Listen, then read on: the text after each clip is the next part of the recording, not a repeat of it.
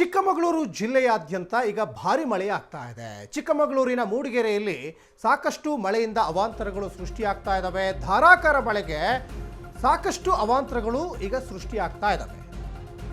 ಮತ್ತೊಂದು ಕಡೆ ಚಾಲಕನ ನಿಯಂತ್ರಣ ತಪ್ಪಿ ಕಾರೊಂದು ನದಿಗೆ ಬಿದ್ದಿದೆ. ಚಿಕ್ಕಮಗಳೂರಿನಲ್ಲಿ ರಾಷ್ಟ್ರೀಯ ಹೆದ್ದಾರಿ 73ರಲ್ಲಿರುವಂತಹ ಹೇಮಾವತಿ ನದಿ ಬಣಕಲ್ ಸಮೀಪದ ಚಕಮಕಿ ಗ್ರಾಮದ ಬಳಿ ಆಗಿರುವಂತಹ ಘಟನೆ.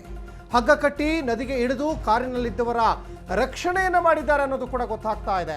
ಇನ್ನು ಮೂಡಿಗೆರೆ ಸಮೀಪ ಇರುವಂತಹ ಬಣಕಲ್ನ ಚಕಮಕಿ ಗ್ರಾಮದ ಬಳಿ ಕಾರು ನದಿಗೆ ಬಿದ್ದಿದೆ. ಹಗ್ಗ ಕಟ್ಟಿ ನದಿಗಿಳಿದು ಕಾರಿನಲ್ಲಿದ್ದವರ ರಕ್ಷಣೆ ಕೂಡ ಮಾಡಿದ್ದಾರೆ. ಪ್ರಾಣಾಪಾಯದಿಂದ ಈಗ 4 ಪ್ರವಾಸಿಗರು ಪಾರಾಗಿದ್ದಾರೆ ಅನ್ನೋದು ಕೂಡ ಗೊತ್ತಾಗ್ತಾ ಇದೆ. ಈಗ ಮೊನ್ನೆ ಕೂಡ ಸುಂಕಸಾಲೆ ಬಳಿ ಒಂದು ಪ್ರವಾಸಿಗರ ಬಸ್ ಮೇಲೆ ಸಾಕಷ್ಟು ಮರ ಎಲ್ಲ ಬಿದ್ದು ದೊಡ್ಡ ಅನಾಹುತ ಆಗಿತ್ತು. ಈಗ ದೃಶ್ಯಾವಳಿಯಲ್ಲಿ ಗಮನಿಸ್ತಾ ಇದ್ದೀರಾ. ಚಿಕ್ಕಮಗಳೂರಿನ ಈ ಹೇಮಾವತಿ ನದಿ ಏನಿದೆಯಲ್ಲ, ಈ ಹೇಮಾವತಿ ನದಿ ಕೂಡ ಉಕ್ಕಿ ಹರಿತಾ ಇದೆ. ಅದ್ರ ಜೊತೆಗೆ ವಾಡಿಕೆಗಿಂತ 10 ದಿನ ಮುಂಚೆ ರಾಜ್ಯಕ್ಕೆ ಈಗ ಮುಂಗಾರು ಎಂಟ್ರಿ ಕೊಟ್ಟಿದೆ. ಸಾಕಷ್ಟು ಮಳೆ ಆಗ್ತಾ ಇದೆ. ಬರೀ ಮಳೆ ಬರ್ತಾ ಇಲ್ಲ, ಚಿಕ್ಕಮಗಳೂರು ಜಿಲ್ಲೆಯಾದ್ಯಂತ ಬಿರುಗಾಳಿ ಸಹಿತ ಮಳೆ ಬರ್ತಾ ಇದೆ.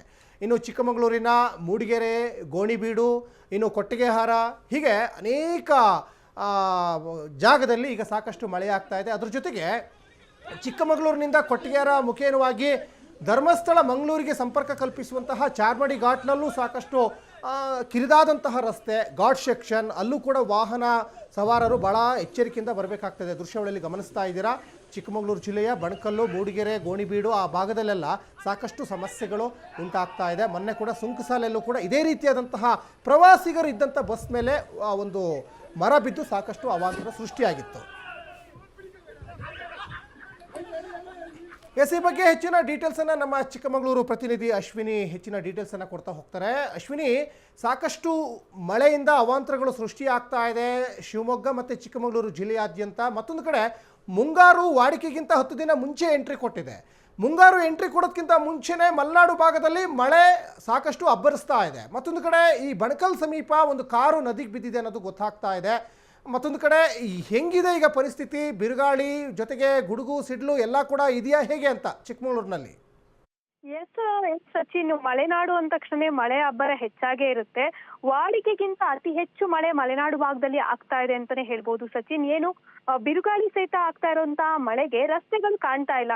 ಏನು ವಾಹನ ಸವಾರರು ತೆರಳುವಾಗ ರಸ್ತೆಗಳು ಕಾಣದೇ ಇರೋದ್ರಿಂದ ಈಗ ಮಲೆನಾಡು ಭಾಗದಲ್ಲಿ ಹೊಂಡಗಳು, ಅಕ್ಕಪಕ್ಕದಲ್ಲಿ ಹೊಂಡಗಳು, ಹಳ್ಳ ಕೊಳ್ಳಗಳು ಹೆಚ್ಚಾಗಿರೋದ್ರಿಂದ ಇದೇ ಹೇಮಾವತಿ ನದಿಗೆ ಕಾರೊಂದು ಬಿದ್ದಿದೆ.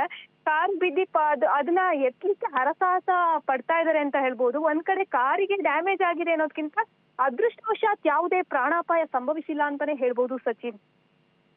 ಎಸ್, ಧನ್ಯವಾದ ಅಶ್ವಿನಿ ತಮ್ಮೆಲ್ಲ ಡೀಟೇಲ್ಸ್ಗಾಗಿ. ಒಟ್ಟಿನಲ್ಲಿ ಆ ಕಾರನ್ನು ಮೇಲಕ್ಕೆ ಎತ್ತುವಂತಹ ಹರಸಾಹಸವನ್ನು ಪಡ್ತಾ ಇದ್ದಾರೆ ಅಲ್ಲಿಯ ಸ್ಥಳೀಯರೆಲ್ಲ ಸೇರಿಕೊಂಡು. ಅದ್ರ ಜೊತೆಗೆ ಅಲ್ಲಿ ಇದ್ದಂತಹ 4 ಜನ, ಕಾರ್ ಒಳಗಡೆ ಇದ್ದಂಥ 4 ಜನ ಈಗ ಅದೃಷ್ಟವಶಾತ್ ಪ್ರಾಣಾಪಾಯದಿಂದ ಪಾರಾಗಿದ್ದಾರೆ. ಮತ್ತೊಂದು ಕಡೆ ರಸ್ತೆಗಳು ಕಿರಿದಾಗಿರ್ತವೆ, ಘಾಟ್ ಸೆಕ್ಷನ್ ಮಲೆನಾಡು ಭಾಗದಲ್ಲಿ, ಅದ್ರ ಜೊತೆಗೆ ಮರಗಳು ಯಥೇಚ್ಛವಾಗಿರ್ತವೆ.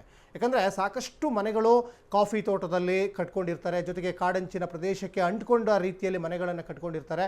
ಒಂದು ಕಡೆ ಕಾಡು ಪ್ರಾಣಿಗಳ ಕಾಟ, ಇನ್ನೊಂದು ಕಡೆ ಮರಗಳ ಕಾಟ, ಅದ್ರ ಜೊತೆಗೆ ಮಳೆ ಕಾಟದಿಂದ ಹೈರಾಣಾಗಿ ಹೋಗ್ತಾ ಇದ್ದಾರೆ ಮಲೆನಾಡಿಗರು ಅನ್ನೋದು ಇಲ್ಲಿ ಗೊತ್ತಾಗ್ತಾ ಇದೆ.